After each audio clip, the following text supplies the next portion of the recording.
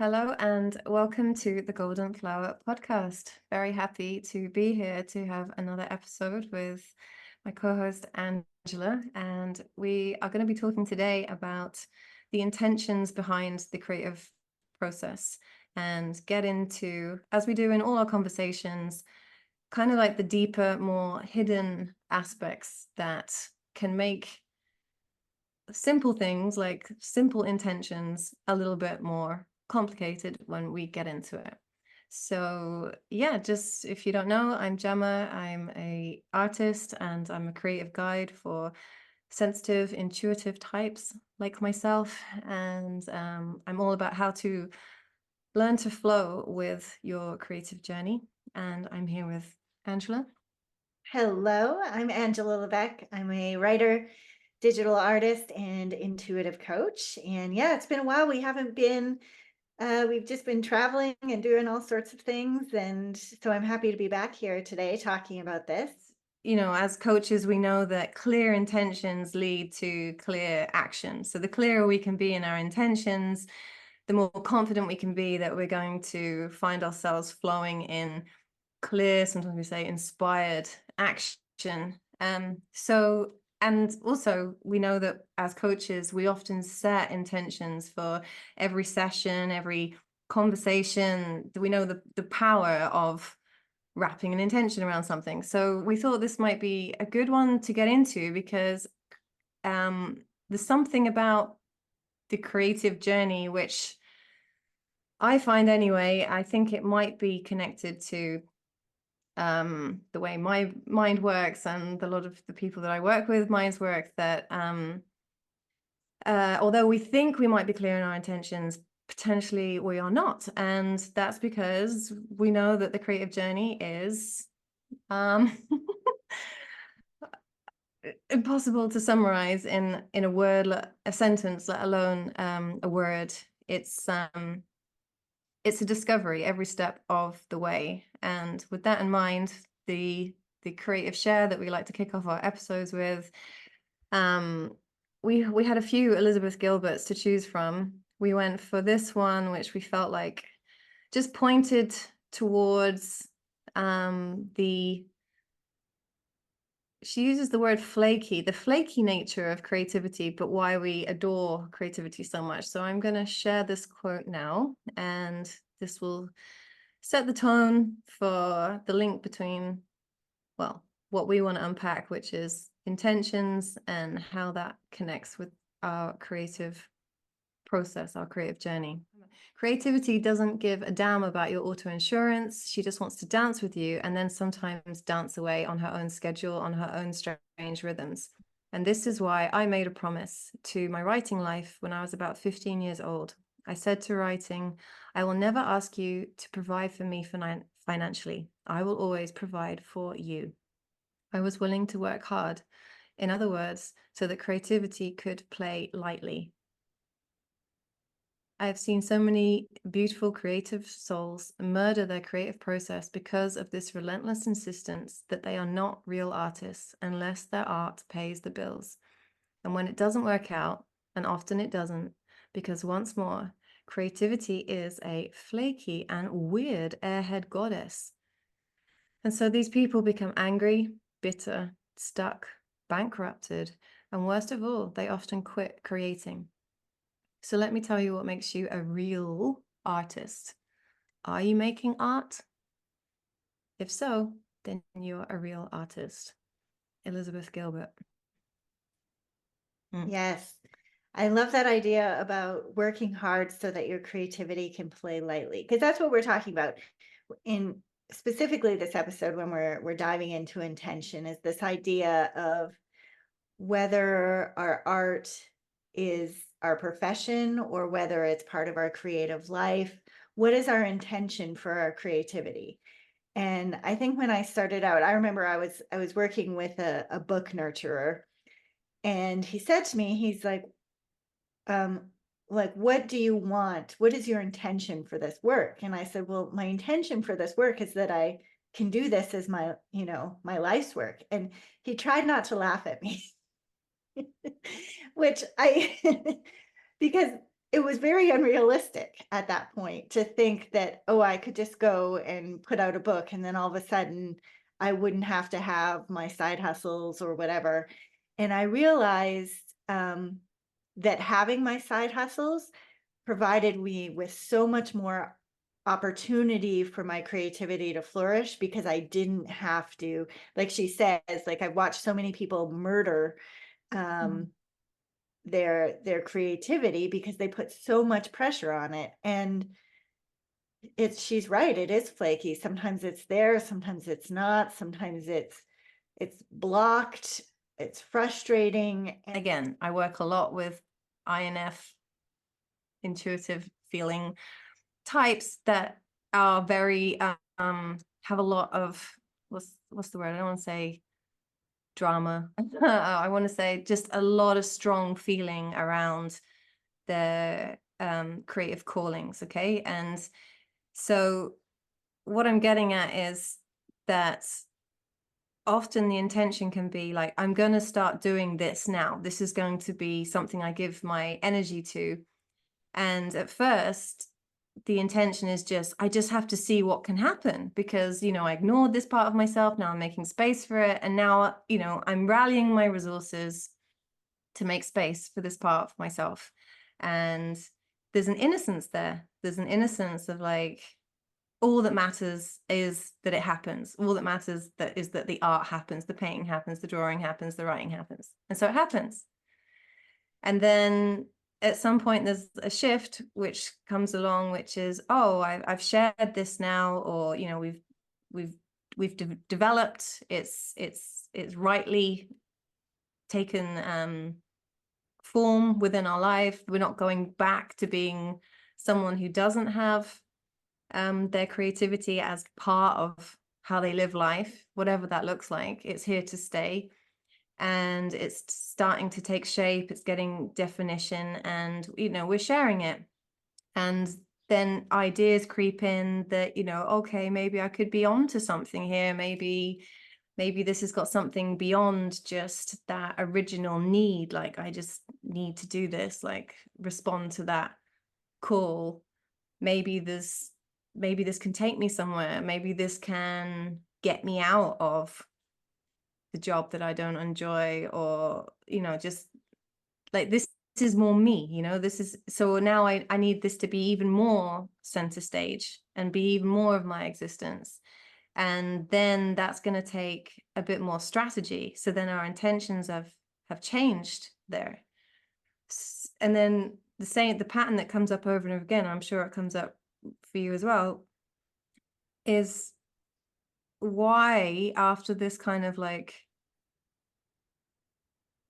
getting on track, at some point do things get really like wading through mud and losing momentum, and confusion coming in, and starting, that bitterness starts to creep in. Like it's like those expectations that more should be happening, and time scales and different levels of achievement and support. You know where I'm going with this? Yeah. Does that? let's take a quick break and I'll respond to that when we get back.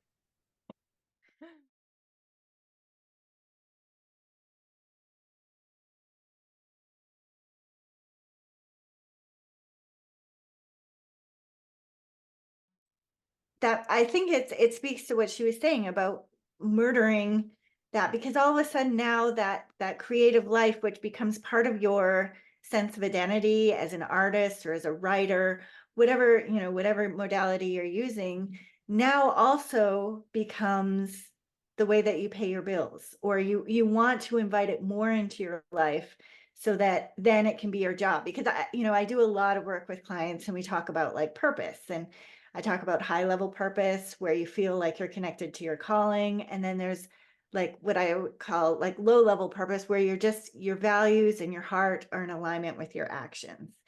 Mm. And so often we think that purpose has to come through the vehicle of our vocation, our work. And I think that same thing happens um, when, and I think that we mix things up when we do that. Like it's fantastic if you feel your purpose is fully and completely satisfied by the work that you do that pays your bills and your groceries and, takes you on vacation and all of that. But it's also incredibly, I think, depressing when it can't do that.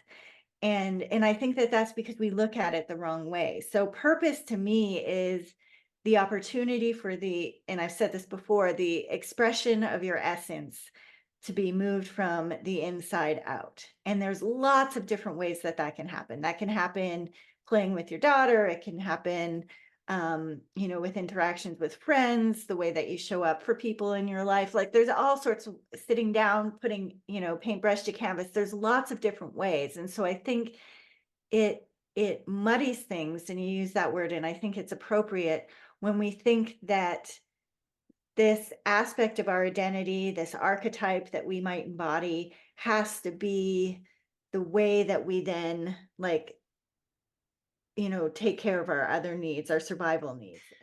I mean, I was kind of thinking whether to share my experience with that, then I was thinking about how intentions work. Like I don't have a official definition of intention.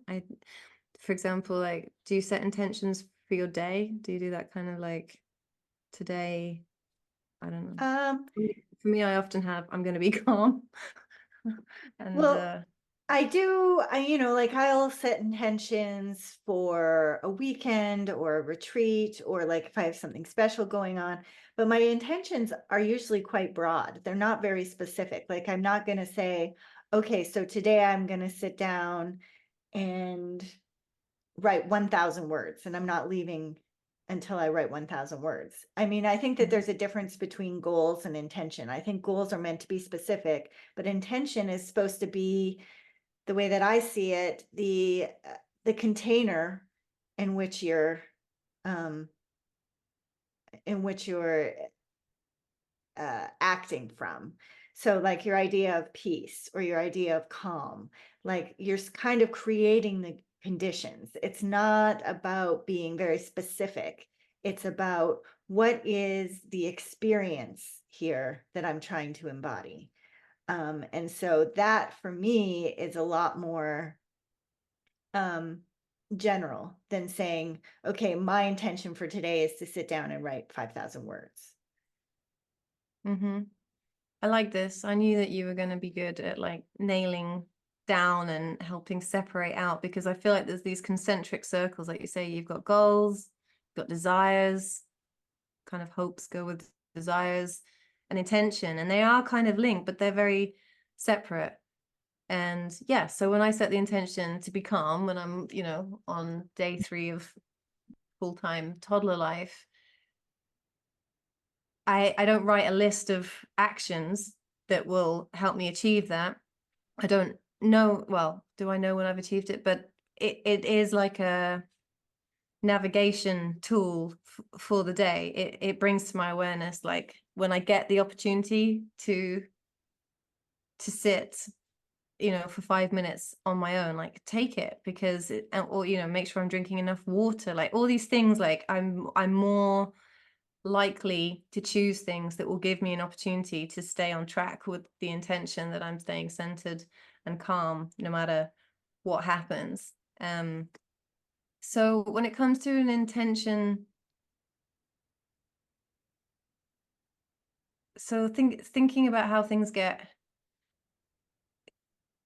it feels like it is like a contamination. It feels to me like when we start asking a lot out of our creative life, but at the same time, I a lot of people do make it work, right? So it feels like intentions have this alignment with values.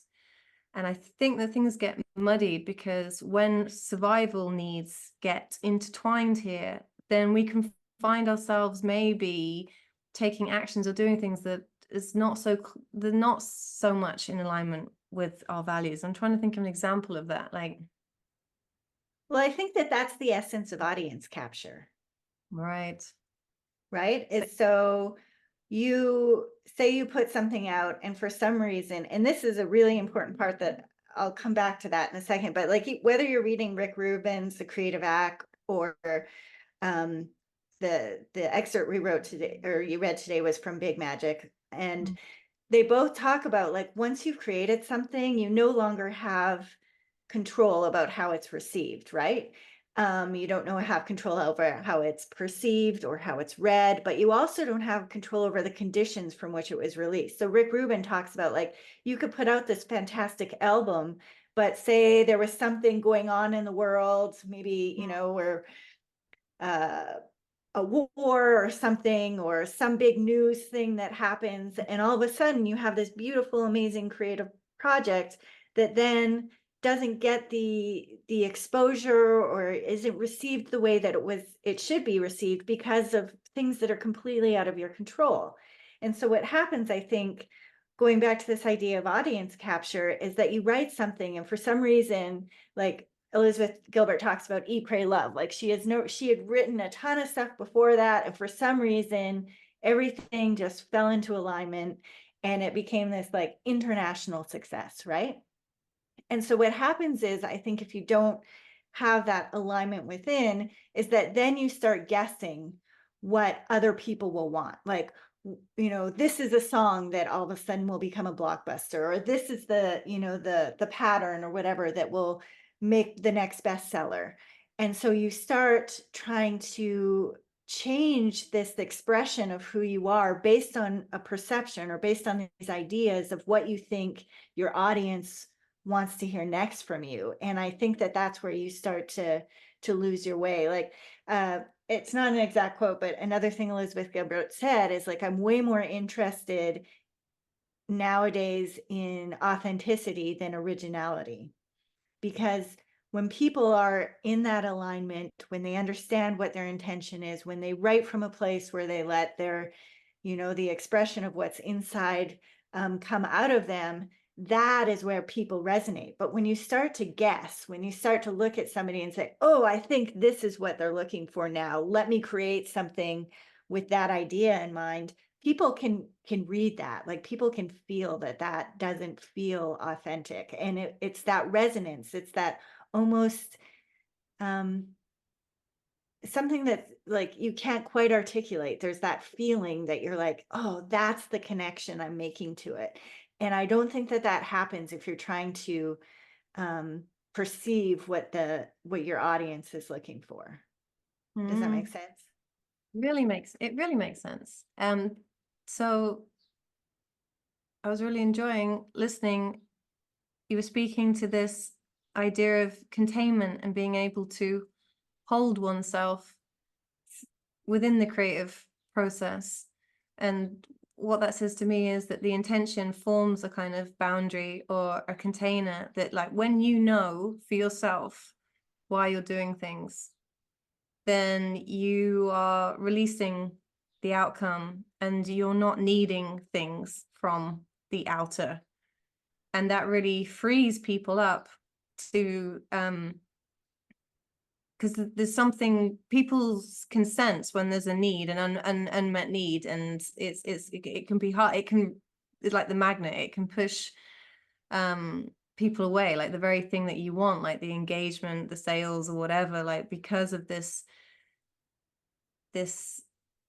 need that you're kind of not aware of, because you know maybe you're pushing yourself, like you say, to go in this direction that you think will get better results, and it's knocked you out of your center, and you're kind of more vulnerable like that, and you can get into these cycles of feeling like things are going off track. Whereas it can just be as simple, like I shared with you, I had this experience at the weekend, right, with the small showcase of paintings and doing some live painting. So painting like a demonstration, so not inside where the paintings were, but like in the street. And so passers-by and near where some cafes and people were eating and setting up and doing a live demo of some painting. So I know that I found the whole experience like quite like straightforward, which for me is quite unusual. And I think it was because I just really did feel that my intention very genuinely was that there was an opportunity to paint, and that I was a beautiful sunny day, you know, a lot of support around me, my daughter with me, everything painting. I didn't ask for anything else out of that experience, and it really freed me, you know. I was just like, I'm here for this moment. I'm showing up for the painting process because it's rare for me. I don't really get the opportunities the way that I used to. And so even though in a way I was outside of my comfort zone, it's not something that I'd done before. And, you know, historically I've had a lot of issues around like feeling overexposed or vulnerable in the sharing of work and the sharing of my creative process that didn't really show up in that way. And I do remember, like, I think I had a conversation with a friend the night before. We were leaving voice notes, and I don't think she said, "Oh, what's your intention?" But I remember saying something like, "I'm really just can't wait to get the paintbrush in my hand and see what happens." So I don't know if that's kind of relevant, but in a way it is, because I can see how that formed like a, not like I needed a protective barrier, but that word complete, there was something like self-contained and complete about it. So yeah, I think. Have you ever read A Course in Miracles? Have I read it? Yes, I have read it. Yes. Yes.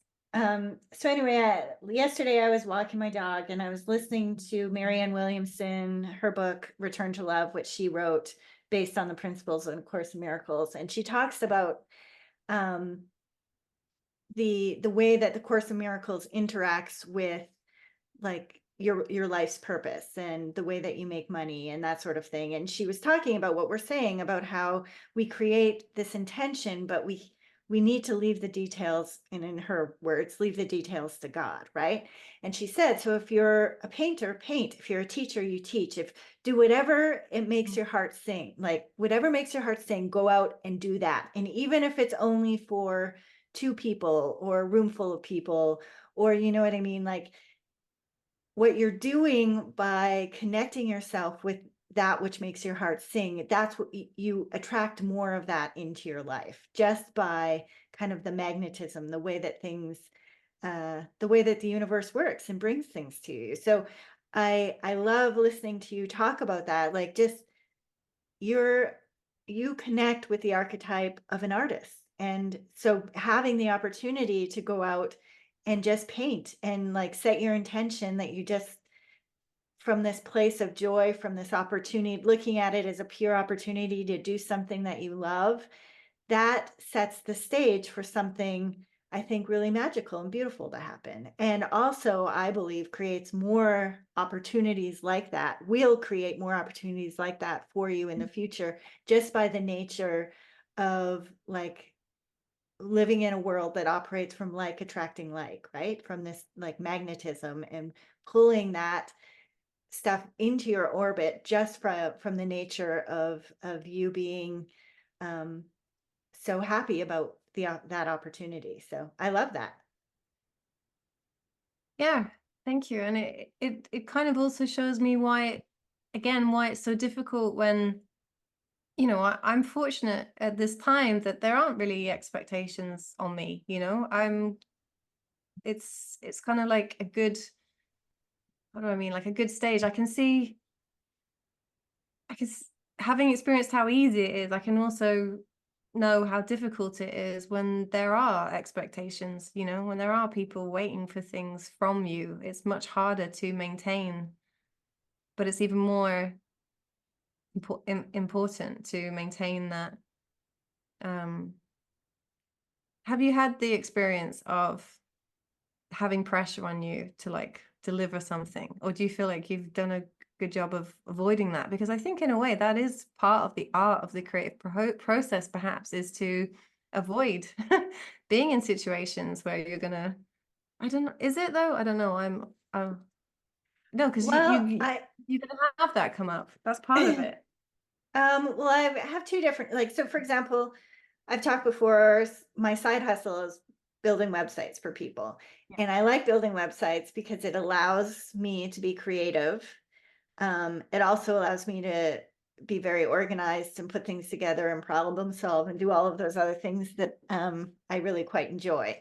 So I liked having that as a side hustle because it did allow the opportunity for some of that, you know, my essence to be expressed and the opportunity to create things. And of course, I have to make it in alignment with the voice of their organization, right? So I can't just decide, oh, I think this looks beautiful, let's do this, without paying attention to, okay, what is your company, what do you offer, what is your, like, let's look at how you branded yourself, Mm. how do we create something that speaks to your values and all of those things, your mission, vision, that kind of stuff.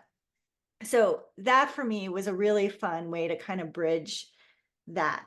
I've also had it where people have asked me to create sacred geometry animations for their specific work. And that put a lot more pressure on, because that, up until that point, it was just a purely artistic expression for me. So I could say, okay, I feel like working with the flower of life, and I'm going to create this, and I want to, have this evolution of this moving meditation. But doing it for somebody else, that put a lot of pressure, and I actually didn't like that as much. It was a really, really big project, so I kind of bit off more than I could chew at that point. But yeah, it did change. It took some of the love out of that process of creating those animations, because of the time crunch, because of the pressure, because of, you know, you get more involved in it because these are things that you create, but then they want it changed. And there were specific reasons that you created that way that were like the intention was embedded in that, but they had a different vision. So, yeah, I've had the experience of both. And I kind of like being able to create my sacred geometry animations, um, just as my art. And Mm. it's the same sort of thing, like when you hear musicians talk about writing songs for their audience. And I'm like, why would you do that? Like, I connect, like, write the songs for you, write them because they're connected. Again, it goes back to that resonance, it goes back to that alignment. Like, I'm going to feel what you put into that. And if I've had the same feelings, that's where that connection is.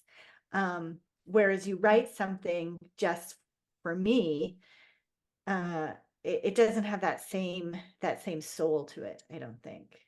Mm. Yeah, I mean, it would kind of figure that I wouldn't enjoy doing commissions for people, right? Because of that expectation. But I actually really love it. And I've never really had any anxiety about it. And I'm just sat here thinking, so why is that? What is it that I'm trying to locate? What makes it feel really safe for me to do the commission? And all that's coming up for me is that I just kind of, maybe it's just because I own and communicate that I can only paint the way that I paint. And I don't have a lot of control over it. So I'm going to go in and do the same thing that I always do. And that's going to be that. Like, I've never had the experience of ever having to adjust something, or I can imagine then getting a bit lost, like trying to second guess. Like, I think I'd struggle with like feedback, and I haven't I really think had those too much. are two separate things, though. So if I hire you as an artist to do Mhm, what you do as an artist, I mhm, think that's fantastic. So that, to me, having somebody commission you to do a painting, they're kind of saying, I love and respect you as an artist and the work that you do. I'd like to have like a Gemma original and put it up on my wall. But yeah, anytime that you're now interacting with somebody else's vision, mission, values, you know what I mean? Like, you're creating it to fit into their container.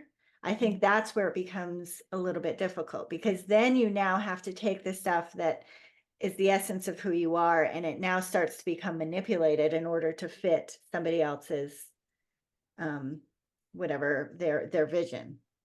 And I Mm, think that that's okay, as long as that's okay, for you and how you work. And like when I write, there's lots of times where I've done some like marketing, branding, website stuff for people, and I've told them my opinion, and I disagree with what what they're doing.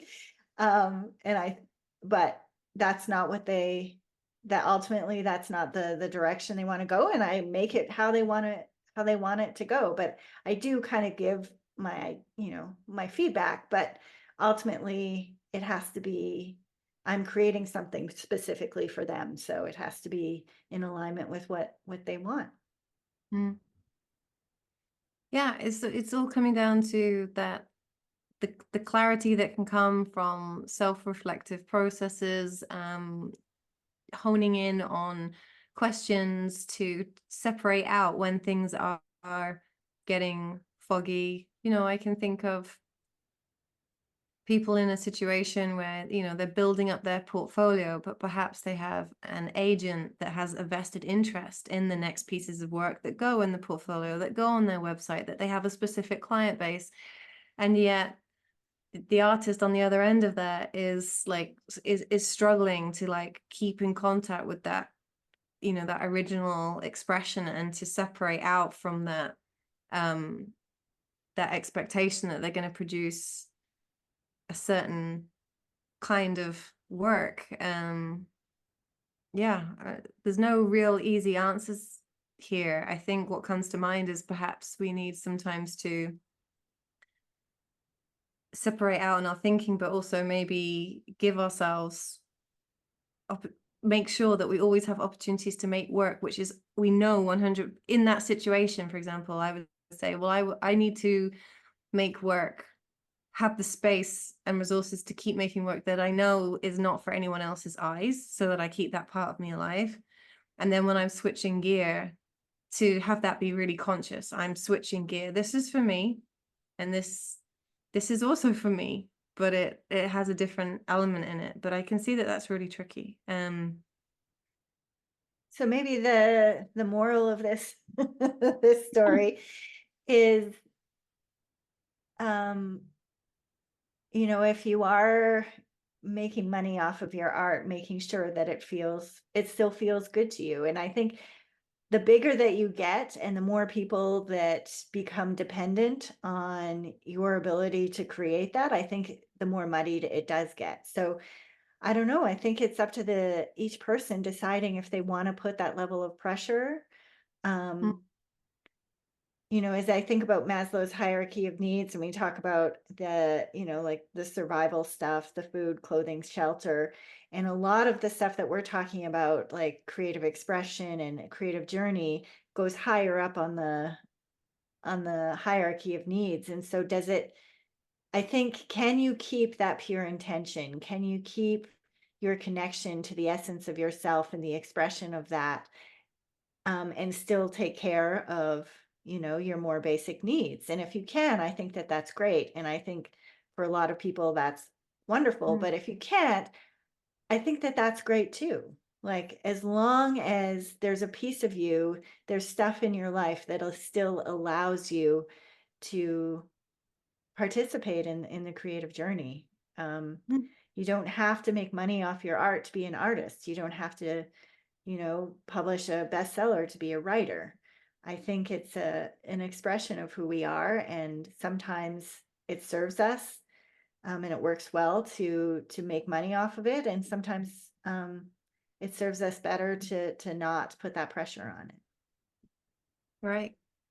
So if you enjoy painting, paint, and if you enjoy drawing, drawing, and if you enjoy writing, write. It sounds so simple, but I think when you just said those simple words, which was, if it feels good, then okay. But if it doesn't feel good, then it seems like what's happening is we're getting what, the drawing, the writing is not for the drawing and the writing, it's for what we get on the other side. And then it's a job, it's a means to an end. It's like we want the result and not the experience. We want the result. We want the idea of whatever that will give us on the other side. And that's not a pure intention. And therefore that's the muddying. right there. So yeah, the simplest check-in is, we had a bunch of questions, but I think probably can be summarized with, we want to drill into, does it still feel good?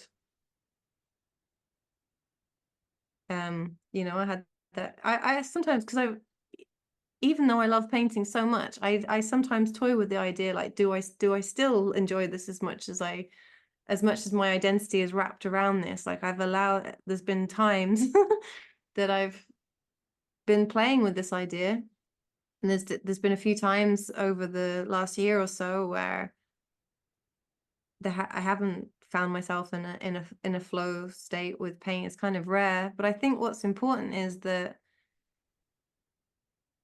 I feel like if I don't, like, I'm not afraid of, like, finding out, like, paint's not the thing anymore. It has been for a while, but I'm quite open to it not being. I think that's really important. But yeah, where am I not enjoying?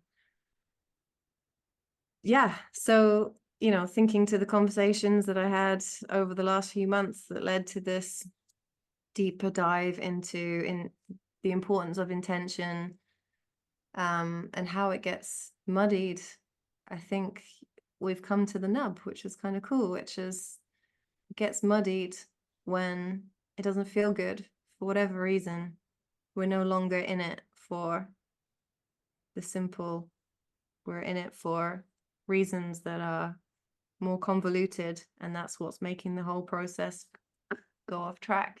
It sounds so simple now, but I think when you're in it, and the subtle ways that we can find ourselves in those places, um it doesn't it's not like a overnight thing. It's like lots of little choices and pressures, and it's about pressure. We touched on, survival, when we were asking our creativity to pay bills. It's no joke, right? Because and survival needs distorts our thinking. It creates a distortion which ripples out and echoes through the whole process. And yeah, I've I just I just had totally something drop in. yeah, good. Maybe we feel that pressure to make our art, pay our bills because of that question. Hey, what do you do?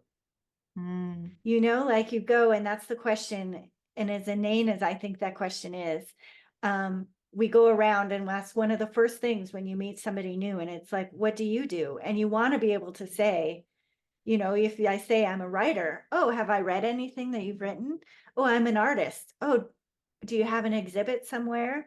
It's like, maybe that's the crux of it, is that we identify with our creative life, we identify with these creative modalities that we use, but unless we can say, hey, yeah, I'm a writer and here's my proof, maybe that's where that disconnect is. And that's why we feel so much pressure to, like, try and make our art be the thing that makes money for us, so that there's no disconnect between other people's idea of who we are and our idea of ourselves.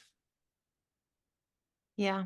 Yeah, you're touching on something really deep here, which I kind of want to do a whole episode on. Something else that I've noticed that I know is very true in my life, which is, a young age, um being very impressionable by very creative people, musicians and artists, and that coinciding with wounding and making unconscious decisions, that the way to compensate for that wound and that very big, all-encompassing impression of, you know like, you're a young teenager, you're having excruciating not enoughness, and then in your survival, in a kind of psychic survival way, we attach to the PJ Harveys of this world, and the I don't know, the films, the music, the whatever, and they fill that gap.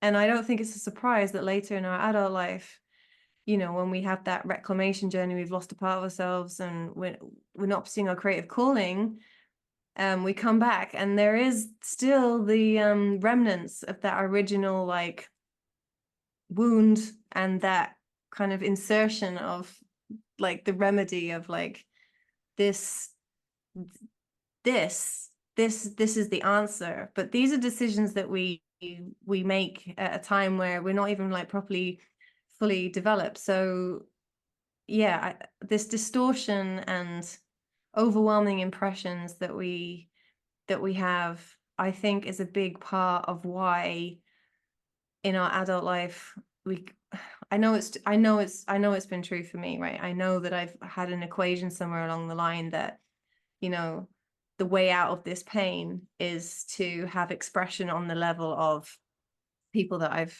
really admired in some form or another, and that at least even if I don't get there, just moving towards that is some kind of answer. So I feel like this touches on, you know, we talked about survival in terms of like, oh, now I'm in a bit of a groove with my artistic talent and capability, and now I think I want to try and make a living out of it. But I think where we're ending this episode is that it goes a lot deeper in terms of identity. There is a root to that distortion that is still playing out, that is really hard to get to the nub of and the root of. But I think it's incredibly liberating to get to the root of that original kind of trade that we did, which is it's still trading ourselves and our true essence for something that is very powerful and very beautiful and all kinds of things. But at the same time, it sets off an infinite chain of thoughts, choices, and actions, which in my own life and in my experience, it's the ultimate thing is like, you know, when you can get to that level of discovery and roots and then still choose what you're choosing, it's on a different level because you've taken that raw survival pain place out of the equation, and that's how you find yourself in a, you know, when you can make what we talk, when you can be at that level of self-containment and completeness, when you do know, when you have that clarity of intention, because that original distortion has found a way out of your system. But it's not easy. It's really not easy because it's buried so deeply. Like if you start in, you know, the courage that it takes to have those conversations, because they challenge our notions of identity at such a raw place that's beyond just, you know, liking the idea of being an illustrator or a writer. It's so, anyway, I've kind of made my point. It's deep. Well, I think we have to wrap this up because we're running long, but when we get back, we'll go through. I think this is an excellent segue to this week's creative challenge. Alrighty.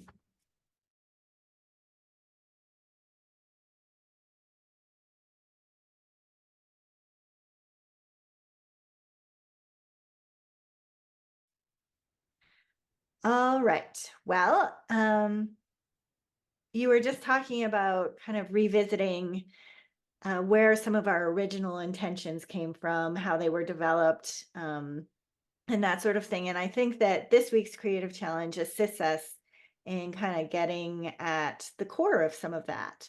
So I'll let you describe it. We have a theme going in our creative challenges, which is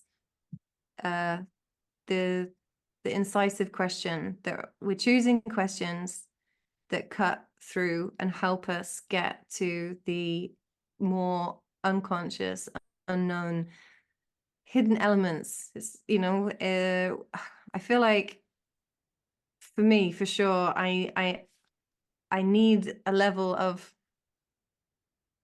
revelation, like ongoingly, to feel like I'm really in contact with again just to, you know, the creative journey being this archetypal becomingness. For me to unearth that, I this thousands of questions, and as a coach, you come across so many. And then what I'm doing more and more these days is creating like an archive of the questions that are like, oof. And some of them are really simple, as the best questions are. So here's a selection of profound, hard-hitting, in my opinion. You might think they're not, questions to get into that deep reflective space, because questions that will bring up where you are in terms of things like your current values, and then you ask questions when that stuff is lively, you're going to get more, you're going to get closer to the awareness that's going to serve you for where you're at. So starting with, what do you love? Who do you love? What do you stand for? What's your foundation? So these are journal questions. Normally we offer a kind of time parameter. I think that's always helpful. Mm-hmm. 3 minutes, I think, is a good one. 3 minutes for what do you love? Another 3 minutes for who do you love? Another 3 minutes for what do you stand for? What's your foundation? And from there, in relation to this episode, what are my intentions for my creative life? And as an extension journal question, where am I confusing my intentions with expectations and hopes? So how does that land as a challenge for you? I think that's great. I might add one more question. Are my goals in alignment with my intentions? But yeah, I think that this is a great journaling exercise and will help people to explore a little bit, especially if they're playing with that idea about their creative identities and what is their intention for their, the stuff that they create. What are they trying to get out of it? And I think these questions help lay the foundation for that. Can I, while we're still on air, Yes. Can I bounce my understanding of your question, like as an example, so that I feel like I can get the most out of it? So the question was, where's my intention out of alignment with my goal? Yeah. Like, where Yeah. are your goals in alignment with your intention? So for example, if going with my intention to be a calm and centered mama, if my goal is, I don't know, let's say that we want to put out 2 more episodes, it would be a case of checking in, like, how do those goals look alongside my intention to be like, okay, that might be a goal that I want for various reasons, like it's gonna boost audience, boost this, boost that, and that's like my entrepreneurship hat. But if my intention is to be, I don't know, am I merging things there, or is that the kind of No, I mean, so if your intention is having a sense of calm, are your goals in alignment with that? Are you putting too much expectation on yourself? Like, are you trying to, you only have a certain amount of time to get this done, but yet your goals are so large that there's no way that you could possibly fit it into the allotment of time that you have? That's going to take you out of your intention, because you're not going to be able to maintain that certain level of calm if you have put way too much stuff on your plate. I know for myself, that's one of my biggest stress triggers, is when I don't feel I have enough time to accomplish the stuff that I want to do. So I always make sure, like, for example, that I give myself enough time to get somewhere, so I'm punctual, because that's important to me. So I think that it's looking at, okay, so this is the experience that I want. Are my goals in alignment with that experience? And if that experience is calm, how do you then accomplish your goals in a way that allows you to continue that experience? Nice. All right, so some more transformative journaling coming our way, Angela.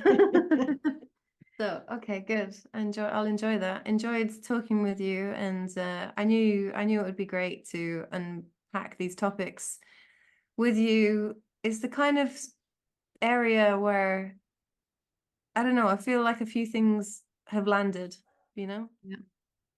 That is our episode for you today. If you want to know more about Gemma, you can go to GemmaKaufman.com. You can find her Etsy shop at Gemma Kaufman Art. If you want to know more about myself, you can go to chaosandlight.com, and also follow me on Substack at Chaos and Light. We have our YouTube channel that we put up our episodes, and Gemma has been doing some short videos as well at The Golden Flower on YouTube. And yeah, so that's it. Follow the aliveness, nurture that spark, and we will be back next week. Thanks for Thank you. listening. Thank you.